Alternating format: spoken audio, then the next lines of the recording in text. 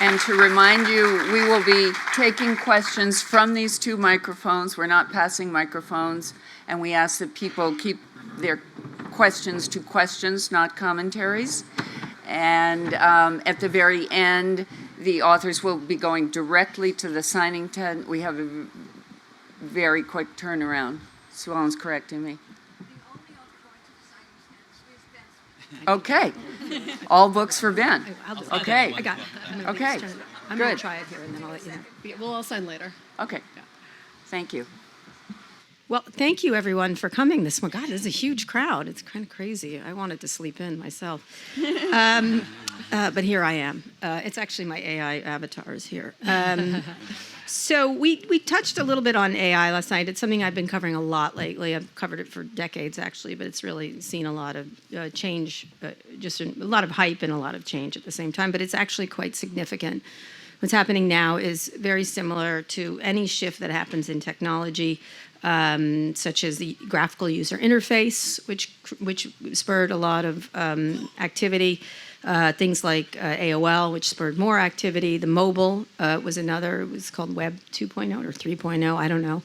And social media, and now this. And this is, I think, in my history of covering tech, the most significant change that will affect everybody. If you thought the changes has happened quickly, there really are going to, and a lot of money and time is being moved into it. A lot of people thought cryptocurrency was going to be the thing, but it's not really. It's turned out to be a bit of a hype cycle, although also important. But what's happening in AI, and especially the companies involved, is a really next phase in where we are in the internet. And so I wanted to talk about it with these amazing writers. Everyone I know, but Rebecca. I've never met Rebecca. I've known Geraldine forever. We worked at the Wall Street Journal together. Obviously, I knew her wonderful husband, Tony. And I think she's an amazing author, but she was also an amazing journalist before that. And she does nonfiction, but her fiction is so stellar. And obviously, Rebecca, I know your work, all the different things you do, which bases a lot of your novels are so based in research and journalism. Jacob, I did meet at Slate when it started. I think we met at Microsoft. We were in the Microsoft cafeteria, which was a very exciting place to be. And remember? Yeah. Okay. And he has been one of the earlier people who moved into digital. I think it was him and me and just a very few other people who were very early to digital journalism, which everyone thought was going to end everything. As it turns out, it was Facebook and Google. And then obviously Ben, who I think is one of the greatest media writers around, and has done all kinds of different things, written all kinds of books, and now has started his own company, Semaphore, which is, again, a digital media company. And so they all have a lot to say about creativity, about entrepreneurship, and everything else. But I'd love to get their initial thoughts of what... I have ideas, I'm not going to say them right now, of where we are with AI and where it's going. But I'd love to talk about each of your individual, if you could do it briefly, thoughts on what it is to you and how you look at it. Geraldine, why don't we start with you? I'm terrified of it. Okay. My 27-year-old son, when ChatGPT came out, told ChatGPT the title of my forthcoming novel and the place it was set, and tasked it with writing a review of that novel by Geraldine Brooks. I read it. I said to him, delete this. I never want to see it again. I never want anyone else to see it because it was stunningly close. So I'm terrified. And I Close think in what way? it was very close to the proposal that they were reviewing the book I hadn't written yet, and they were pretty accurate. Okay. It's So not a they, just so you're aware. AI is not sentient. I'm going to try to. I am aware of that, but we have a lot of problems with pronouns these days, Okay, and all right, we're grappling. Let's just call it. I don't know if you've seen Mission Impossible, but the plot is AI is the villain in this particular thing. AI could have written that movie. Oh, okay. All right. but nobody could have jumped. There's a line in it where they go, "The plot thickens." Yeah. Or, we've reached the moment of truth. It sounds like ChatGPT. Yeah. Okay. Okay. Look, All right. if We'll I call had, it the entity, but go ahead. the entity. If I were giving career counseling to my kid, I would say the only thing that is safe to be is a comedian or a poet. Okay. All right. Okay. All right. Very good. All right, Rebecca. Well, I mean, I think we are comedians and poets as well, in what we do. I think I'm actually, I refuse to be pessimistic about this. I refuse to be defeatist about this. I don't think that anyone in this tent wants to read a novel written by a robot. You read either to experience something and go, oh my God, I've experienced that too. There's this human connection. Or you read to find something that you haven't experienced and you go, oh, that's what life is like over there. As a writer, I write either some combination of deeply personal experience or deeply researched experience. And my job as a writer is to have a vision for what that would be, to think about the way that's going to be received, to fine-tune. No one wants, at least their literary fiction, their poetry, that kind of thing, written by a robot. Maybe romance novels, I don't know, that might be different. Or, seriously, when you're reading much more, when you're reading for entertainment, purely for entertainment, when you're reading a thriller that's purely for entertainment, that might be different. What you consume on the screen might be different. But, at the moment, I refuse to be pessimistic. The scary part, of course, is that, have they used our intellectual property to train these things? Yeah, I'll get into that. And right, so we're concerned about that. And I'm also constantly insulted by people who will say, aren't you so worried about AI stealing your job? And it's like, well, no, you're a lawyer, you should be worried about it. Yeah. You work in tech, you should be worried about it. Yeah, that's What true. do you think exactly I do that can be replaced? And clearly, and it's always coming from people who don't read a lot. So essentially the Hunger Games, right? Yeah. Yeah. We shall prevail. Go like this to them, right? Okay. Jacob? Thank you. It's very nice to be here. I'm a publisher of audiobooks along with podcasts, and I had an idea in December to publish an AI-generated novel, because, of course, why not? And, I do think there is an element of a Rorschach test with any new technology, but we're seeing particularly with AI, and whatever underlying feelings you have about the world will be expressed around the new technology. If you are fearful and see the dark side, you're going to see that in spades with this. And if you're fundamentally optimistic and look for opportunity, as I will admit I do. It's a callow outlook on the world. It's very intellectually unsophisticated and lacks credibility. But if you see the world that way, you may look at this technology and say, I wonder what it can do. I wonder if we can do some interesting things with it. And so working with a writer named Stephen Marsh, who knows a lot about AI, we created and published a novel called Death of an Author. And I was thrilled with the reviews, which said things like, not halfway bad, actually pretty good. That was actually what we were striving for, to see if we could generate something that was sort of like in the ballpark. But in doing that, and I'll talk more about this if people are interested, but I saw more than anything else the limitations of AI with anything creative. And the biggest limitation is that people want to experience art created by other minds. Yeah. Even if AI can create something entirely passable, it wasn't created by another mind, and hence is intrinsically less interesting to other humans. And I think that's true of writing. I think that's true of art. I think that's true of film and TV. In a way, we didn't try to play the game of keeping it secret that our novel was written by AI. But in a way, you want to, because as soon as people find that out, they're bored by it. Mm-hmm. Interesting. So, Yeah, I mean, I think it's amazing turnout and very, very nice to see you all. I mean, I guess as sort of a hack journalist who reveres fiction writers, and I mean, I think there's a huge difference and a huge spectrum. I mean, the notion that AI, I mean, I think a lot of what great novels do is sort of answer or engage with kind of questions you didn't know you were asking. I didn't think that I wanted to. I didn't wake up one morning thinking, I wonder what the AIDS epidemic in Chicago was like. And that's part of what makes The Great Believers so amazing and moving. And But on my end of the spectrum, where it's a lot about gathering information, getting it to you really fast, and knowing that no one will ever read that piece, that quick news item that I published two hours after it was published, that has an incredibly fast expiry date. I mean, it used to wrap fish, but now, like, they have better ways of wrapping fish. For a lot of daily journalism, it's incredibly valuable. And actually, the thing I think about a lot is that there was in the 70s and 80s this shift of journalism being, at least in part, a working class profession where you had people who were great at gathering information and would pick up the phone and say, "Get me rewrite," which was ChatGPT before its time, to being a profession populated entirely by people with college degrees who are pretty slick writers, some of whom really aren't that good at thinking or at gathering information. And I think, like, those skills aren't always evenly distributed. And I think there's a democratizing element to all these technologies. I mean, this is an old story too, but whether it's writing or animating, another very expensive thing that you have to be Disney and have $100 million to make an animated movie, or you did. But if you see Everything Everywhere All at Once, there are 7 animators on that movie. And I think it's great that you can produce a movie like that for less than $100 million. So I think I don't know, I think at the in a way, like a lot of technologies, at the lower, more practical ends, it's incredibly valuable and democratizing.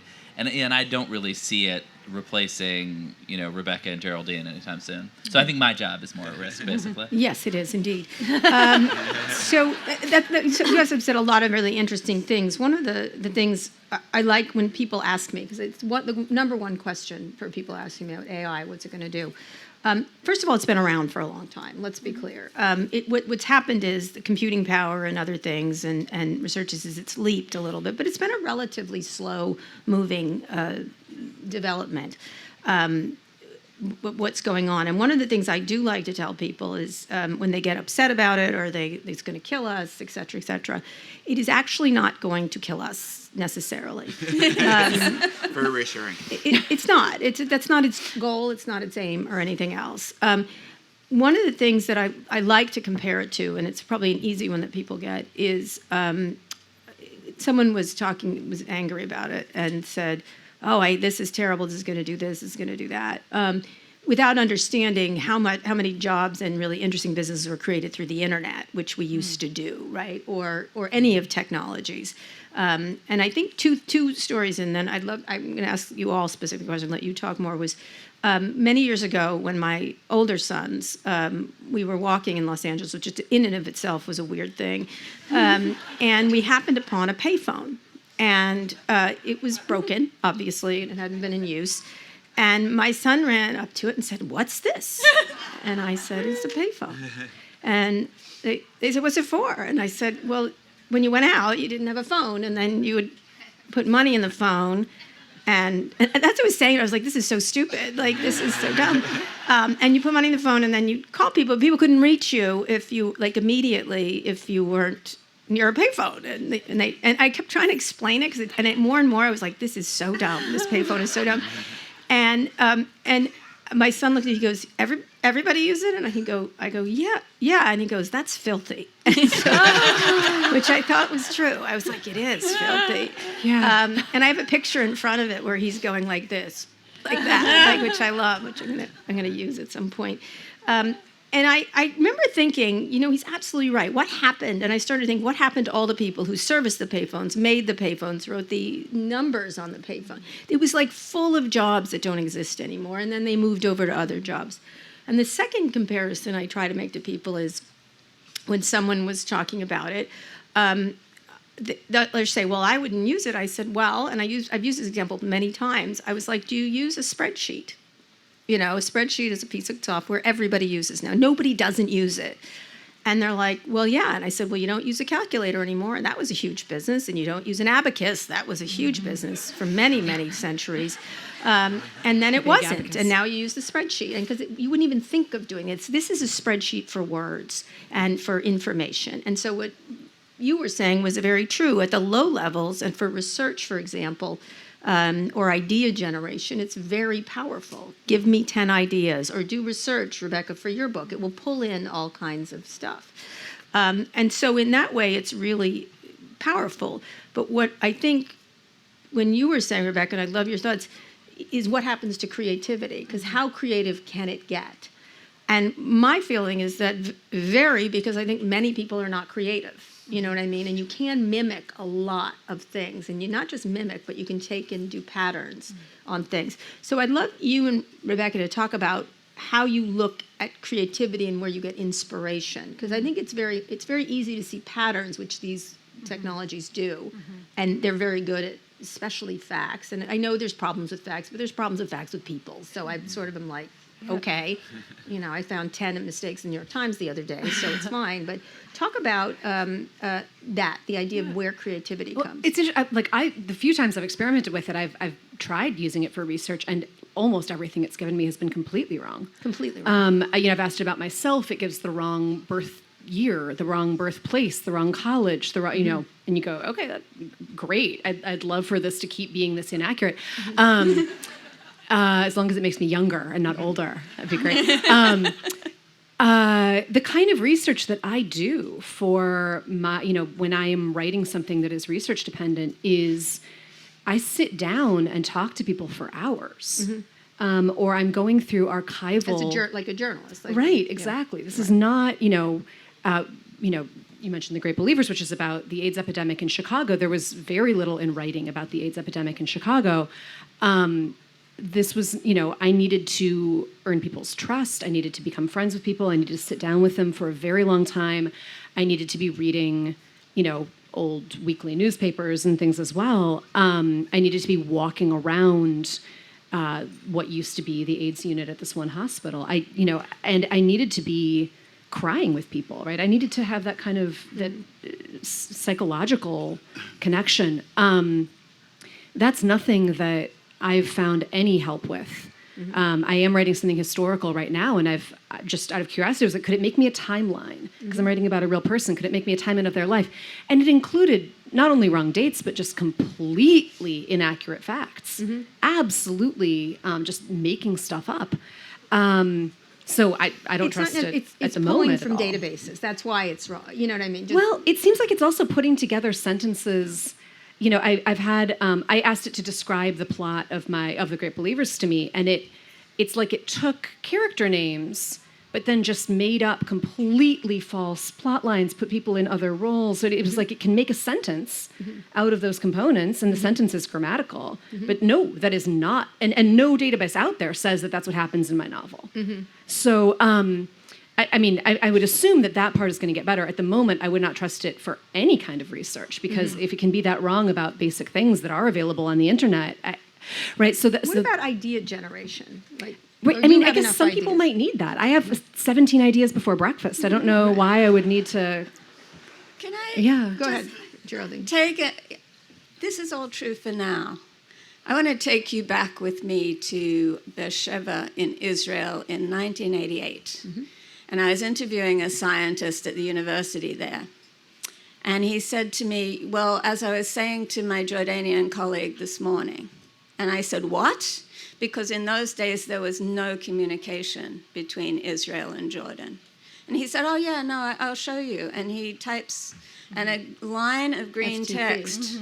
And that was the internet before HTML, before the World Wide Web. And I thought, this is fantastic. But it was a line of green text. We're at the line of green text stage. These machines, when they have absorbed everything that we know, you think, Tolkien stole from Shakespeare. Shakespeare stole from the Bible. All creativity is built on somebody else's creativity. And it's a synthesis. And that's why I think this thing is going to be powerful. It's going to be beautiful. It will never be human, but it might be something else that we find completely fascinating.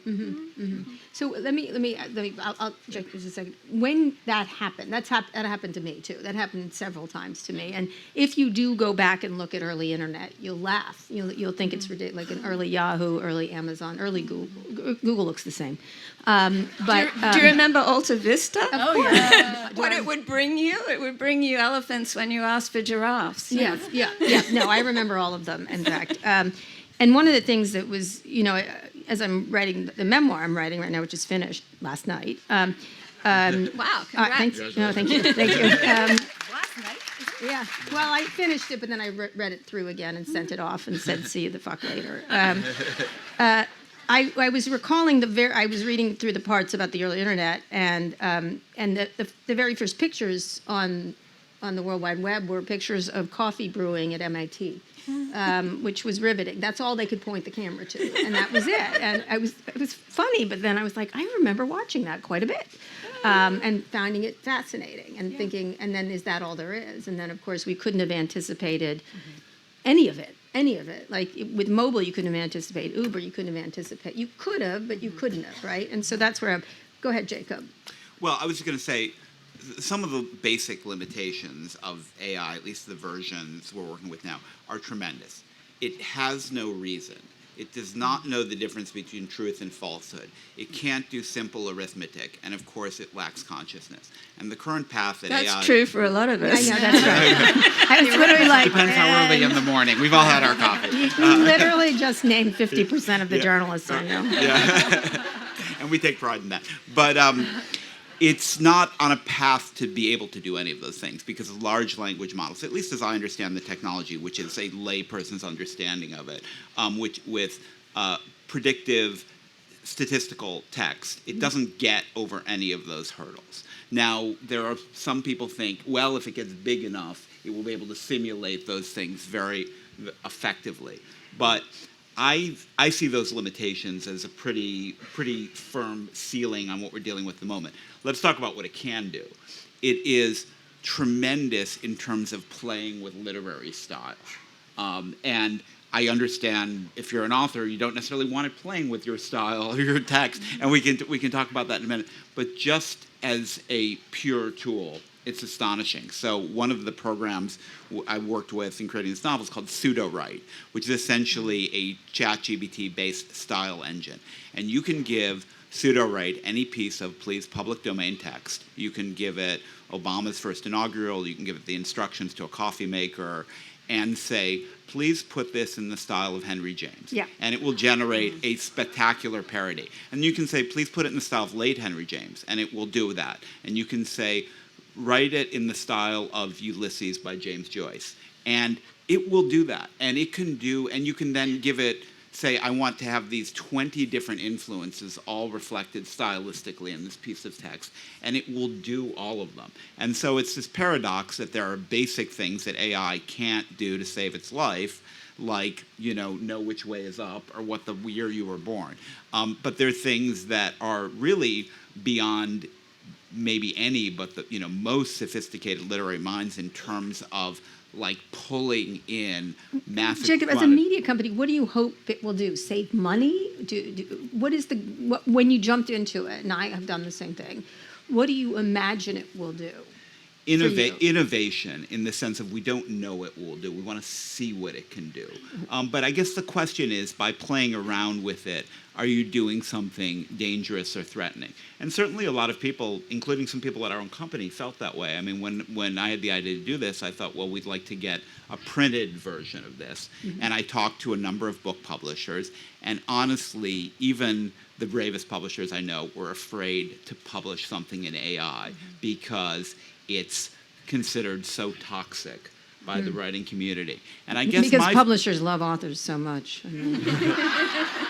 They're at the end of the day, they have a constituency, and there's a politics to it, and they don't want to piss off all of their authors. Yeah. I'm sorry, I was just reading through the Simon and Schuster case with the Justice Department, so I feel like they don't like authors. But I'm sort of okay with pissing off authors, but but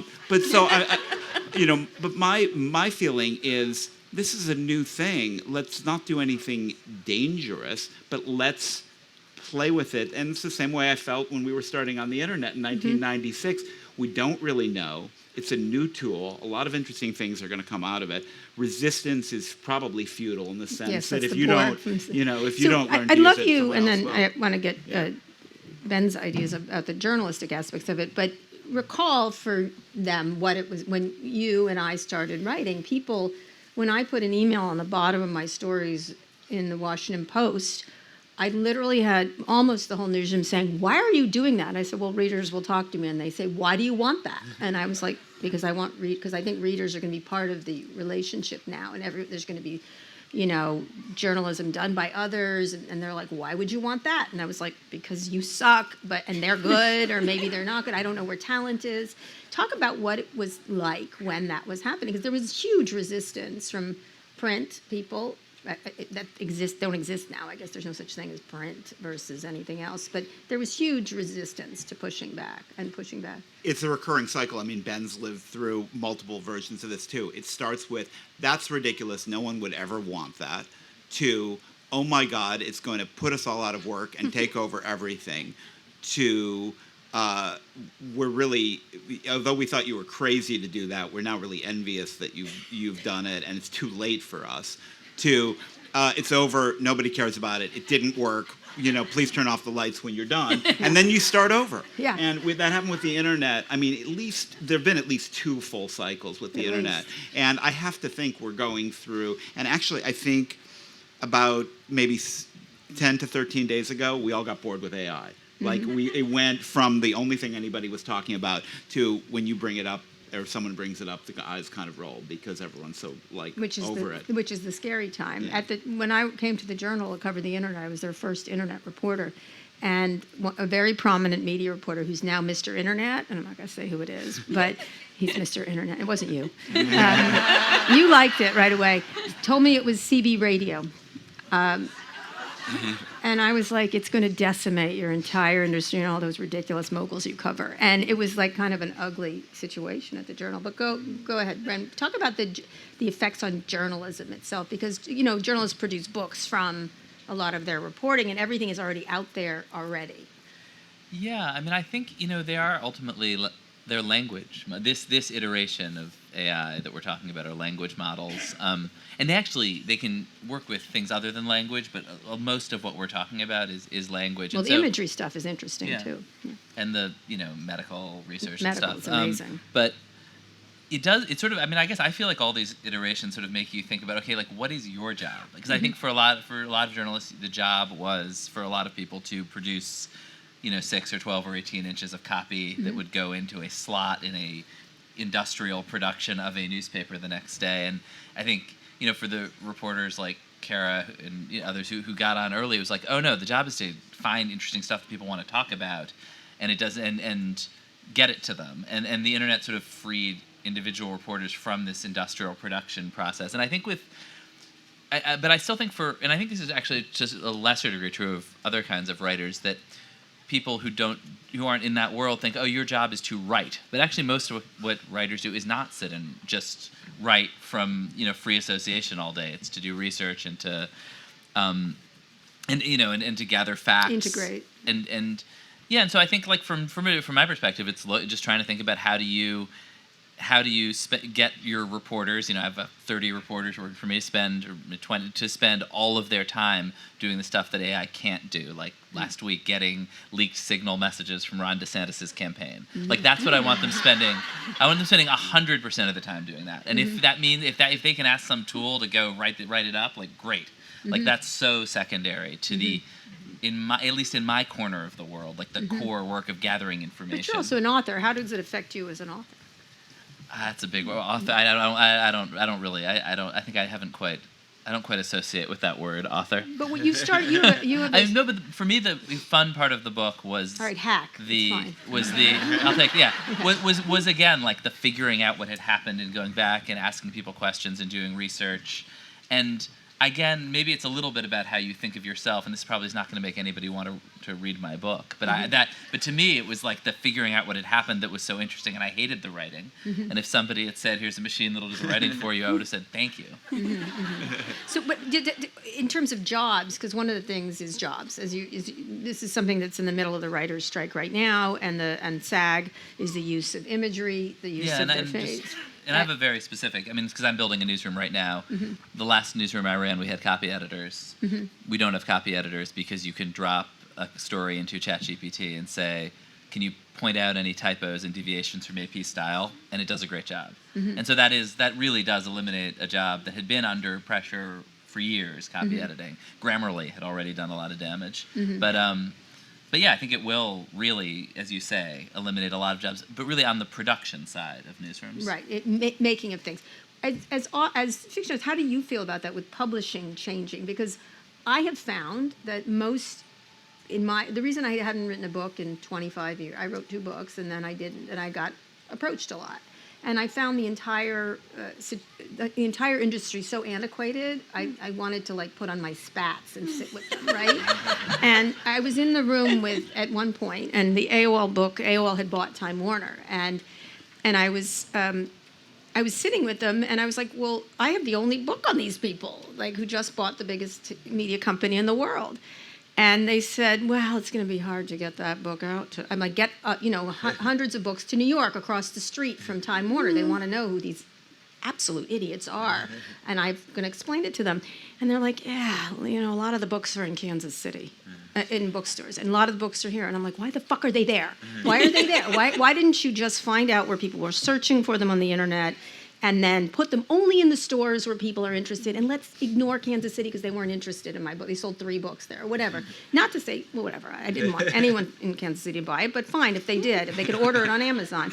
And I used to sit there, and this is probably why the publishers didn't want me back, and I had an exercise where I said, I'd go there, and then they'd blah, blah, blah, blah, and there's a lot of people, and I was like, I don't know what you're doing, but you're not helping me. You're not editing. You're not doing this. You're not, like, I had more editing in a story in the Wall Street Journal than I did for my second book, I think.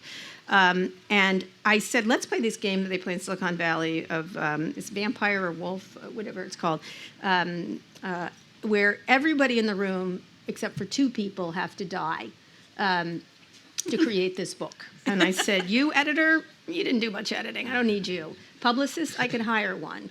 You printer, I could get it on demand. I said, and I went through everyone in the room, and everyone was dead except for me and Jeff Bezos. I had to pretend Jeff Bezos. And Walmart, I think. I let Walmart live. Walmart/Jeff Bezos. And they were like, ah. I'm like, no, really, I don't need you at all. Like, I don't know why I need you. And so talk a little bit about what... So you're self-publishing your memoir? No, I'm not. But I just got so bothered by them. They handed me a pile of money, I'll be honest with you, and that was what did it. What do you need your publishers for? Yeah. So talk about what you need. And I by the way, I love John Karp. I love my publishers. They're very nice, but I still am uncomfortable with their presence. But go ahead. I can absolutely answer that.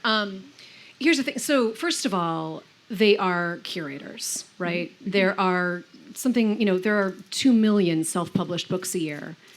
Maybe, once in a blue moon, one of them busts out and people discover it, or there's certain, serialized dragon fantasy stuff that people buy that. For the most part, the books that that you found, they are published. Booksellers, you need that curation process. Mm-hmm. I need to know that if I buy a book from Knopf, if I buy a book, that says something. That is, I teach a lot of writing. I see a lot of amateur writing. There is a lot of writing out there. And for some people, self-publishing is the thing. You've written a family history. You've written...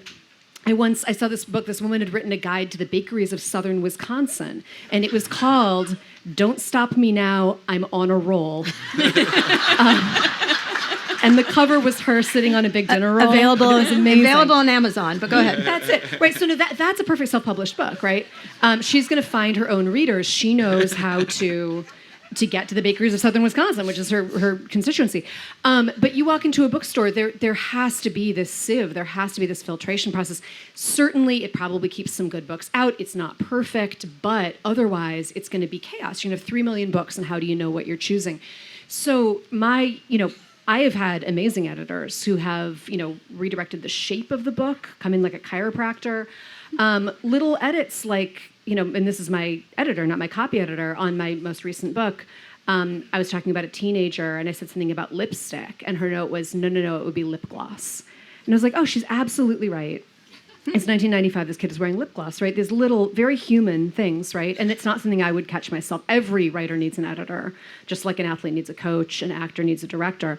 Then publicity, my God, I would, the publicity department there, it's not hiring an independent publicist. They know the bookstores, they know the festivals, they know the tour spots, the marketing team, everyone's working together. I've had a really good experience. Plenty of people have had bad experiences. There's no way First of all, that I could do that myself, or that, if I had to hire people, I'd be having to hire 17 people and how do you hire someone who then knows Terry Gross? Hire someone who knows Seth Meyers, right? And then the copy editing, the tiny fact checking, the tiny you used this word 3 pages ago. I would be absolutely lost. I do, what I say to students who are interested in self-publishing is, if it's if you're comfortable, literally, you're going to sell. You think about in your head who you can personally sell a book to, and maybe that's a lot of people because you're famous. Maybe that's a few people because you have friends, but that's how many books you will sell, right? You think I can hand sell 20 books, you're going to sell 20 books. And if that's the right thing for people, that's great. But at this point in time, and self-publishing has been around for, really forever, but in its current iteration for a good 20 years, the wave of the future of everyone's going to self-publish everything, it hasn't happened, and it hasn't happened for a reason. Okay. So I agree with everything you've said, but we're very lucky writers. It's fallen the right way for us. I would also big shout out to independent booksellers who put our kind of books into the hands of the readers who are ready to receive them. Without independent bookstores, I'm sorry, Amazon's not going to do it. No, I would agree. Independent bookstores. But my concern is different. My concern is the contract that I signed a year ago, which will cover my income and my kids' tuition for the next 5 years probably, because that's how long it will take me to write the 2 books that I contracted for. And there's nothing in it about AI. I am completely unprotected. And the publishers are just not on it, and we should be on strike. We should be out there on picket lines because it's desperate. And what are you worried about? I'm worried about with no language protecting me, anyone can take anything that I write and form a derivative of it that can be totally close to it. And where's the copyright protection for me? I'd love you two to write now. We're going to get questions from the audience. What time do we have? 10:25. All right, I'm going to get some quick questions from the audience, but how do you look at copyright? Because that was the last thing I want to talk about, because one of the protections against these LLMs and the stuff that they're scraping, because they scrape the first part of the internet, now they're really going deep into under the subdermis. How do you look at copyright? Because some people, like I just was talking to people at the Times, to Barry Diller, many publishers are starting to unite to try to protect copyright. And that was how YouTube got ultimately sued, and not really, they didn't really lose, but there were payment systems that went into stuff that's on there. At the same time, there's never been more creators. I would push back. You spend a minute on TikTok, maybe there's 1 million of them, 1% of them are fantastic, and we're undiscovered by this group of people on the Upper East Side of New York, right? There is a discovery situation. I mean, look at New York. There was a riot yesterday of a guy I'm sure none of you have ever heard of. He's an influencer because he's so popular. And he reaches people in ways the regular system doesn't. At the same time, algorithms also are pretty great, the way they reach you when you're on Netflix or anything else. It does start to know you and understand what you like. So talk about copyright and the algorithm in terms of getting that to you. Yeah, so I'm not sure your publisher can protect you. That's the problem. I think what's the thing that is being done that is wrong is ingesting copyrighted materials for training AIs without permission from the copyright holders. And this happened before. All this happened before. Remember Google Book? Oh, I remember. Google Book said, won't it be great? We'll scan all of the content of the world's libraries and everything will be in there. And we're not selling it. We're just gonna scan it so we have it. And authors, I can't remember if it was the Authors Guild, or the authors protested and said, hey, we didn't give you permission to do that. And there was a court case, if I remember correctly, and Google lost and had to stop doing that. They were also taping all of television. I have a scene in my book where Larry's like, why can't I tape all of television? And I was like, you don't own it. I mean, and I was like, robot, there were it. positive things that could have come out of that. I mean, for example, People who are visually impaired had a very limited access to a very limited number of audiobooks at that point. And Google, as part of that, there was technology invented by Alan Kurzweil, if I remember, that basically can do text to speech, and people who are visually impaired can have books read to them. That would have been a good thing, but Google didn't have permission to do this, and people scanning stuff for training materials have been, up to this point, just doing it in this cowboy fashion.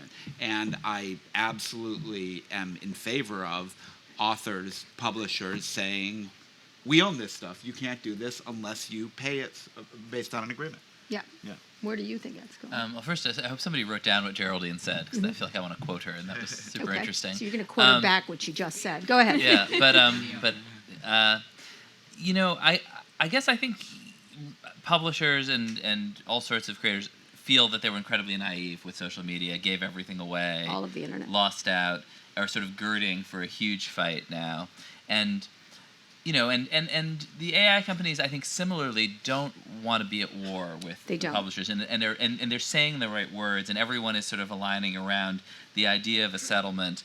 But the problem is that the AI companies look at what Facebook did, which was to throw like a few bucks in the direction of publishers, buy their silence, calm them down eventually.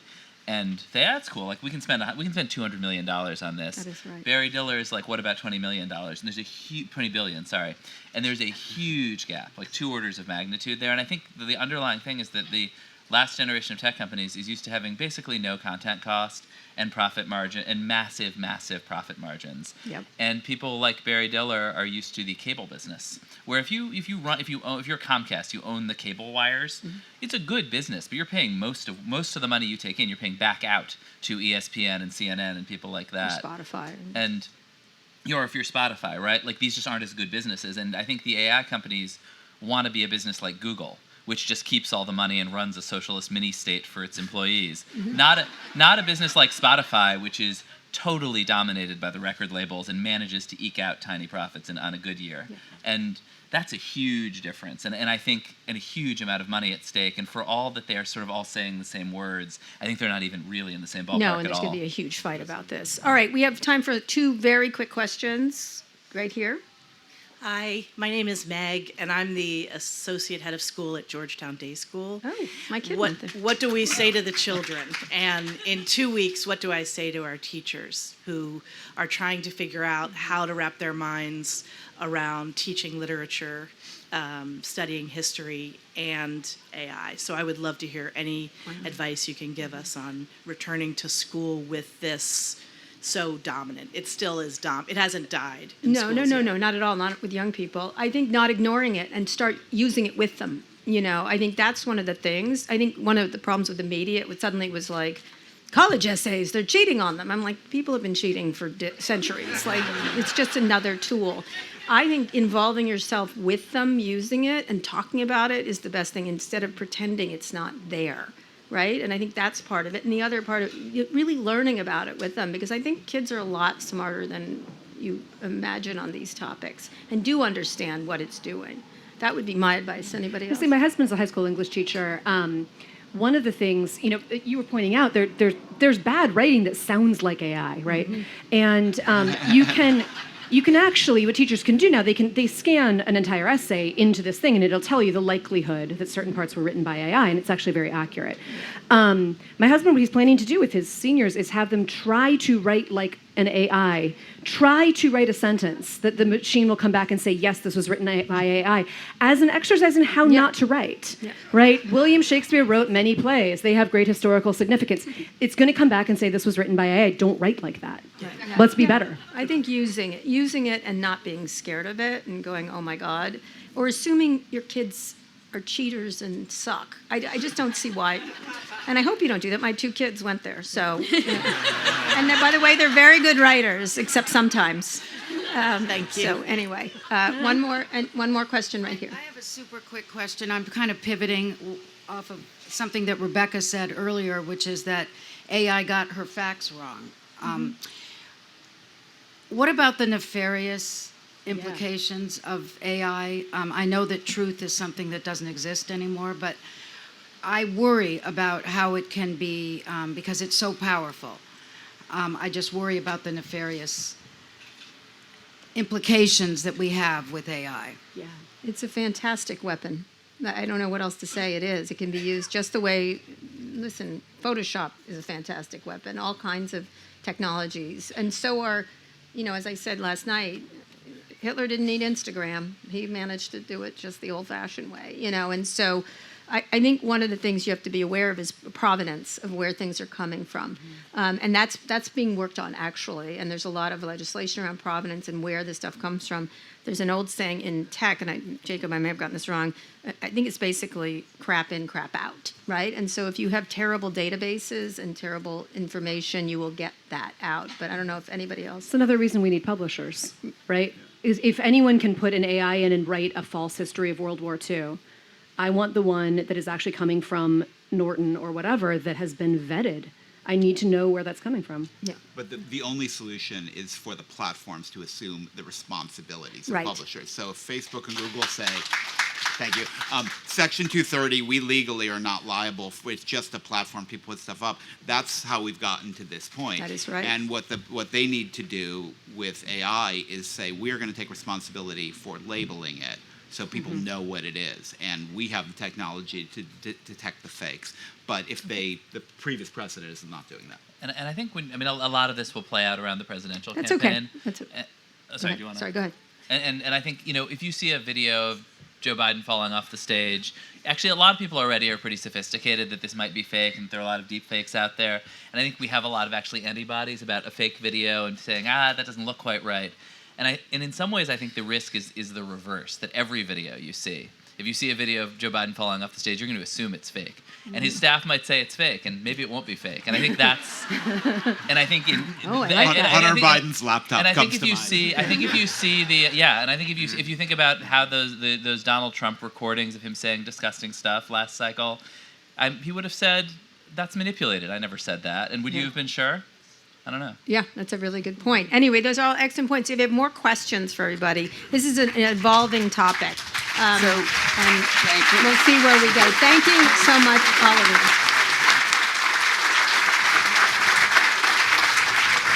you. Before we thank